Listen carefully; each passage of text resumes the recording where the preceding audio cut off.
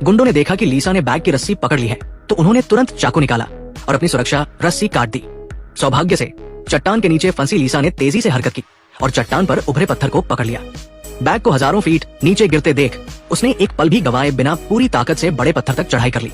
अभी की घटना को याद कर उसकी पीठ ठंडी पड़ गई और उसे पहली बार मौत के मुंह से गुजरने का एहसास हुआ।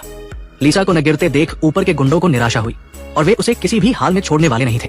अब सबके फोन की बैटरी कितनी है कमेंट में बताएं। एक ही बैटरी प्रतिशत वाले दोस्त बन सकते हैं।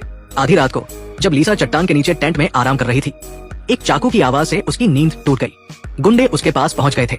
वो भागना चाहती थी लेकिन एक गुंडे ने उसके बाल पकड़ लिए। संकट में उसने छिपाया हुआ हथियार उठाया और गुंडे की पीठ में घूम दिया। जब वो उसकी रस्सी काटने वाली थी, गुंडे ने उसे टेंट से बाहर खींच लिया। सौभाग्य से लीसा ने उसके कपड़े पकड़ लिए और गहरे खड्ड में गिरने से बच गई। अपने साथी की चीख सुनकर ऊपर के दो गुंडों ने रस्सी खींची और उसे ऊपर ले आए। साथ ही लीसा के बाल भी पकड़ लिए। मजबूरी में लीसा ने अपने बाल काट दिए। तभी उसने टेंट पकड़ा, लेकिन पहले की जोरदार खींचतान से टेंट ज्यादा देर टिक न सका और चट्टान से नीचे गिर गया। आखिरकार लीसा बिना किसी नुकसान के पत्थर पर लौट आई और गुंडों के हमले से बच गई, लेकिन बार बार नाकामी से गुंडों का सरगना बेचैन उठा। आधी रात को एक गुंडा चट्टान पर खड़ा पेशाब कर रहा था। तभी उसके साथी ने उसे धक्का दे दिया और वो गहरे खड्ड में जा गिरा। दरअसल जैक को लग रहा था कि घायल साथी उसकी योजना में रुकावट बनेगा। नीचे मौजूद लीसा ये देखकर डर गई, लेकिन उसे नहीं पता था कि असली खतरा अभी बाकी था। जल्द ही दूसरा साथी नींद से जागा और घायल साथी को गायब देख जैक से पूछा कि वो कहाँ गया। जैक का चेहरा देखकर उसे कुछ गड़बड़ लगी। उसने साथी का फोन डायल किया और अगले ही पल जैक के पास से फोन की घंटी बजी। सच जानकर साथी ने जैक से लड़ाई शुरू कर दी। पहले दोनों बराबरी पर थे, लेकिन जल्द ही सरगना ने उसे काबू कर लिया। उसने साथी को रस्सी से बांधा, उस पर पेट्रोल छिड़का और उसे चट्टान से नीचे लात मार दी।